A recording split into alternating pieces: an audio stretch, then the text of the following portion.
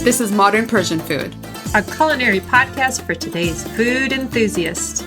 We talk about classic Persian flavors, modern recipes, and embracing culture and identity through food. I'm Bita. And I'm also Bita. Welcome to our show. Hi, everybody. Welcome to episode number 134 of the Modern Persian Food Podcast. We have a special guest, Mersedeh Prewer from Saffron and Herbs, joining us today, and we are going to be deep diving into the precious saffron. Mersedeh is a lawyer by day and a recipe developer for numerous sites, including her own, Saffron and Herbs. She also guest authors recipes on The Kitchen, Simply Recipes, and Mediterranean Dish. And we are so excited to have her on the show today. Hi, Mersedeh Jun. Hi, thank you for having me. Yeah, absolutely. And as always, the other Bita is here as well. Hi, Bita. Hi, ladies. This is pretty cool. We're virtually meeting, and we have Mersedeh all the way over from the UK, and we're going to talk about a royal spice. Yes, awesome. So let's talk about saffron. Like, what is it for people who don't know what this beautiful flower really is? Yeah. Well, I mean, if you're Persian, you grow up with saffron in abundance, either in your cupboards or if some keep them little circular containers in their fridges, don't they, of what is a vibrantly sort of red spice, which is cooked. Iranian food, Persian food is basically the basis of most, if not all, of the recipes as the spice element. And you kind of take it for granted if you've grown up with it, as I did for many years, because it was just there. And lots of them, if my mum went to Iran or the families would come over and stay with us, they'd bring the little circular, packets of this spice. And I never really realized how expensive it was until I started cooking with it. And my mum, sat there grinding these strands of this beautiful red spice, which ultimately she'd put a tiny little bit on an ice cube, the ground spice, or, in water, and it would bloom into this vibrant red color, which would be added to rice, added to Persian stews. So, yeah, I mean, ultimately it's a spice in which we cook with, primarily Persian cuisine, but South Asian cuisine uses it. There are some recipes in Italian cuisine that use it. So, and it has an earthy taste with subtle floral and fruity notes, if you haven't ever smelt or tasted it. But it's unique. It's very unique. I don't know anything that reminds me of it in any way. And only a tiny bit is needed to get the flavor and the color from it, which is an extraordinary spice. But for that very reason, very expensive, or justifying why it's expensive, because you only need a tiny bit of it. Right. I love that we call the process of dissolving it blooming, and it comes from the tiny insides of these small flowers. And I remember when I was like super new to using it, I didn't always understand the blooming process. And so I sometimes would just, it comes in those dry threads. Indeed, yeah. I think that maybe if you don't have experience, you might think that you just throw those in on top of your rice. Well, some people, if you look at their recipes, certainly non-Persian recipes, I've seen pictures of people just using the strands. So, I mean, saffron is effectively obtained by drying out the stigmas from the crocus flower. And each flower only has like 3 stigmas. So, that's why it's so expensive. It's very labor intensive to harvest it, because it has to be done by hand. It's got to be very delicately done. And the reason being is because if you keep the stigmas intact and away from the yellow bundle, the styles, then what you have is a very high grade saffron. When I said at the beginning that, I'd taken it for granted growing up, not so long ago, I was asked to write a guide on saffron. Oh, perfect. Yeah. So I ended up, really looking into it and learning everything that I could possibly learn about it. I mean, a lot of it I knew because of osmosis through my mother, of, teaching me about what is high quality saffron, how you identify it. But I didn't really appreciate that there was an international coding of what is excellent saffron, they actually have like requirements on like the smell, the aroma, the color, and it's the ISO standards. And if you sometimes see on the packets, you'll see ISO written on it, which means it's been identified as high quality saffron. Oh, cool. Because definitely not all saffrons are created equally. No, they're not. Especially if you ask a Persian person. Yes. Absolutely. That's very right. And there's this international grading, and then there's like, individual grading from specific countries. So Iran is one of the biggest producers of saffron in the world. I think it owns 90% of the market.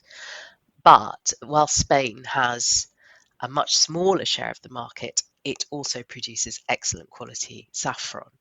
And it all comes down to the harvesting method of being able to keep those strands intact and not getting the yellow into the yellow styles into the bundle. They call it sort of the saffron bundle. And the highest quality saffron is called negin, which is the Iranian saffron, which those three stigmas are intact. So someone has pulled them out. Negin. So like, and what's the meaning? Like negin.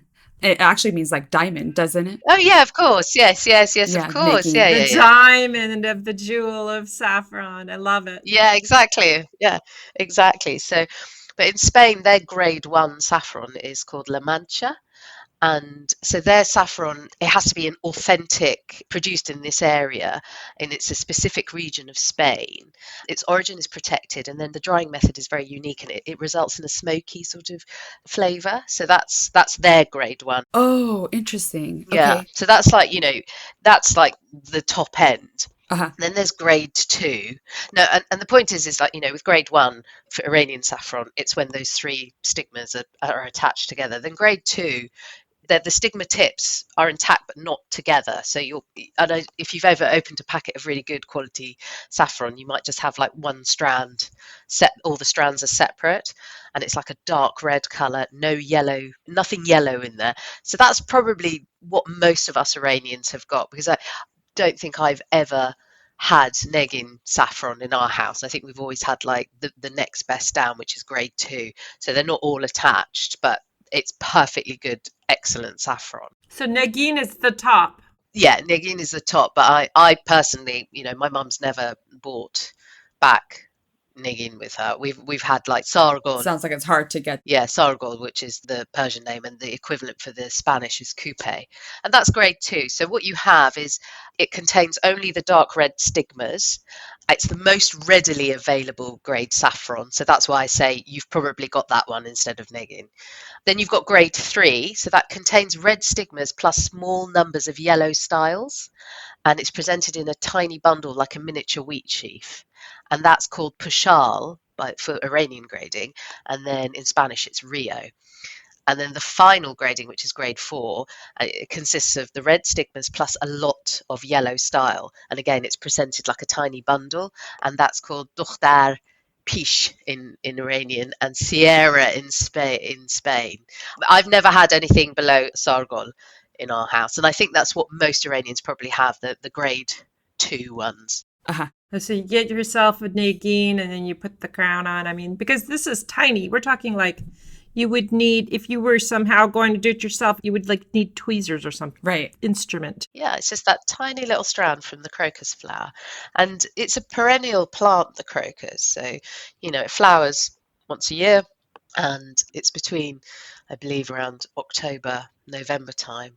And it's a very intense harvesting period, and they have to go in and perfectly pick these styles out to make sure they get the best quality saffron. It's interesting that the flower itself is this bright purple color. Yeah. Yeah, it's beautiful. And yet the stigmas, is like the bright red. So it is actually a very stunning flower in itself. It is.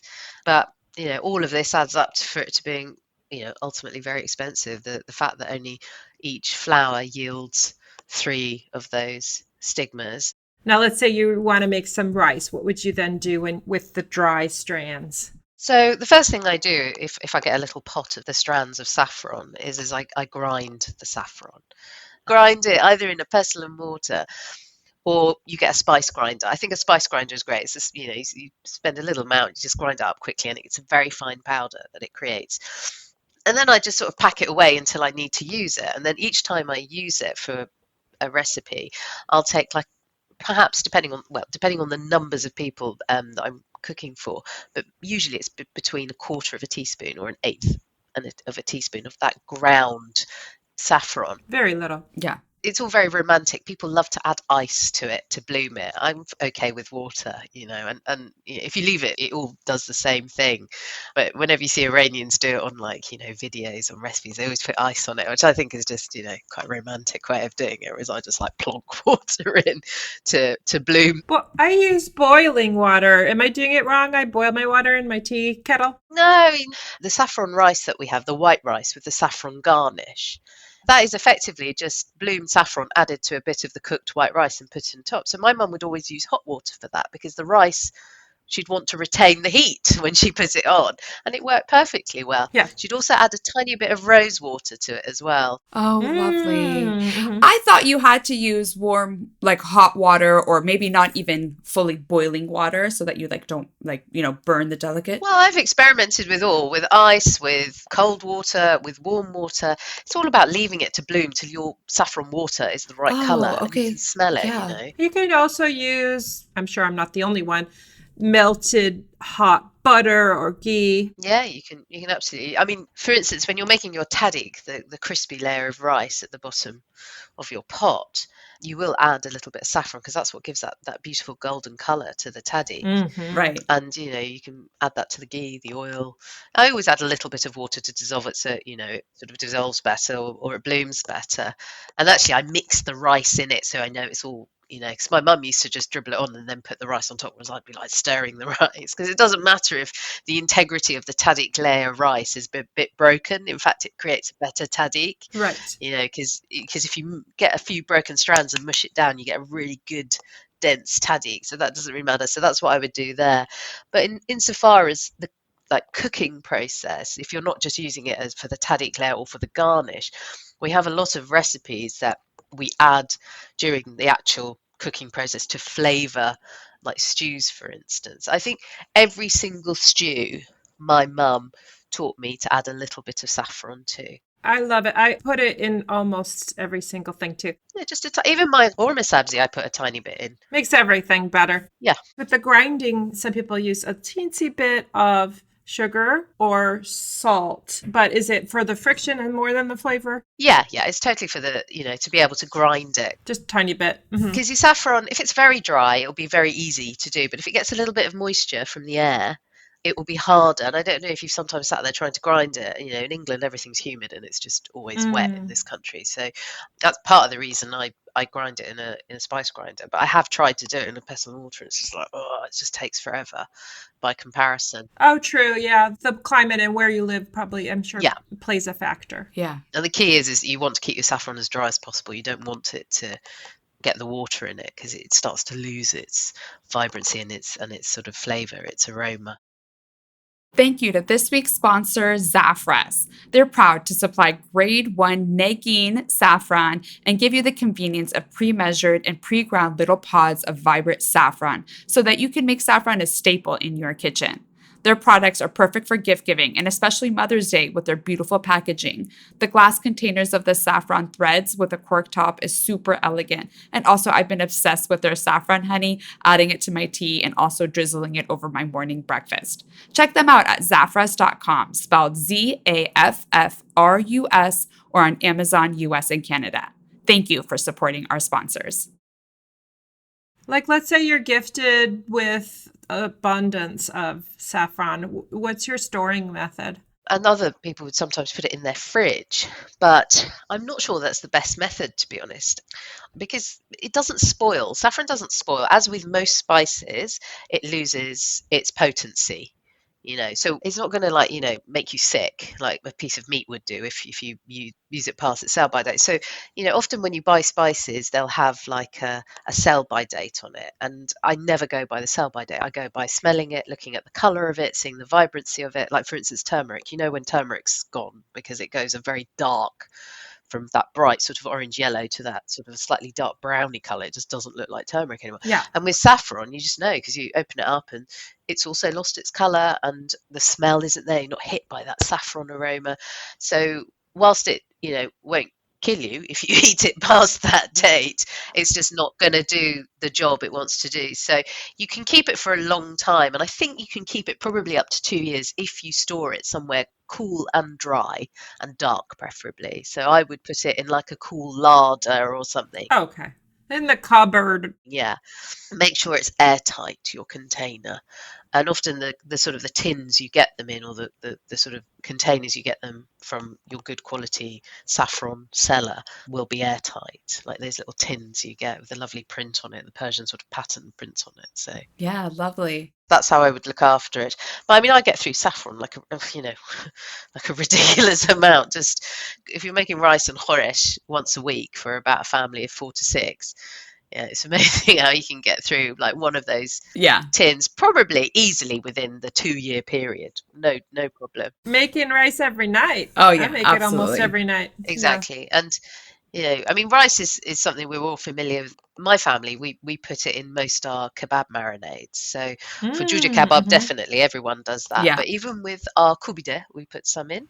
Me too. Yeah, all the lamb chops, the shishlek, barek kebab, all the chenje, bark, all of those, just a little bit. Yeah, sometimes even just melted butter with bloomed saffron over kebab. Yeah, and exactly. And then when you're cooking it on the barbecue, just basting it with the saffron butter as well. Yeah. Yeah, that's the key. So when we're cooking it in like stews, I've heard also that it's better to add the saffron like later in the cooking process versus at the beginning. Yes, that's right. Kind of like as a finishing, like within the last like few minutes of cooking. Is that be a good guide? I tend to do the bulk cooking before, and then maybe for the last half an hour, I'll add the bloom saffron. But it's it's totally up to you how you do that. I like to put it in the onions. Yeah. Because then I think it like really soaks in the flavor. Yeah. That's a good idea as well. I've not thought of doing that. You haven't thought of doing that? No, I usually just add it. Yeah, that's a good idea actually for the, I'll add to that. Because I usually sort of put the turmeric in. With your onions? Yeah, so that I'd never think to put the saffron there. That'd be a good idea, yeah. I just feel like when you put it in so early, it's so delicate. It's such a delicate flavor that sometimes if you're cooking something for a long time, it kind of loses, the essence of it by the time that you're done. Yeah, it's worth testing out actually, because I've always done it the way my mum does it, which is, bloom a little bit towards like the last half an hour of cooking and then dump it in and give it a stir. I've never thought to try it at different stages just to see, the impact on it. I'm sure the way your mother does it is the right way. You know what happens with any evolution of any cuisine? People learn certain tricks or certain techniques that in time you realize, well, actually, it's better to do it, let's say, at this juncture or do it this way because, we become more knowledgeable about how to get the best out of food and things like that. So whilst my mum puts it in at that stage, it might be better to leave it right to the end, and that's what it's about. You've got to experiment to see what's right, but saffron is a very delicate spice. Yeah, for sure. Well, Mersedeh, thank you so much for giving an overview of saffron and talking about the uses and all the intricate details. So thank you so much for taking the time to chat with us today. Can you tell our listeners where they can find you? Yeah, you can find me on Instagram under Saffron and Herbs, and you can find my website, which is also Saffron and Herbs. If you just plug that in, it will come up somewhere on Google. I love it. In England, you pronounce the H, so it's Saffron and Herbs, huh? Oh, yes, we do. We do pronounce the H. It's not silent in the UK, but I love the fact that, the Americans say herbs. Yes. All your images of all your beautiful creations, they are like so vivid and bright and beautiful. So every time I see your pictures, I'm always drooling because they look so good. So thank you. It can be hard to make Iranian food pretty sometimes. The key is put some contrast, put a salad next to it. If you're just going to put khoresh and rice in, it's just put a little bit of salad, sabzi, the herb basket. Yes. Good point. Thank you for your time. Thanks for all you're doing for the community through, spreading awareness. Oh, and you. For our culture through food. Oh, thank you. I love your podcast. It's brilliant. I'm so glad you're continuing with it. Long may it continue. Yay. Thank you so much. Until next time. Bye. Bye. Bye-bye. You've been listening to the Modern Persian Food Podcast with Bita and Bita. Thanks for spending time with us. If you've enjoyed what you heard today, consider telling a friend or giving us a good rating. You can subscribe to our show for free on your favorite podcasting app or find us online at modernpersianfood.com or on Instagram for the recipes and information we talked about today. We'd love to hear your thoughts and see you next time.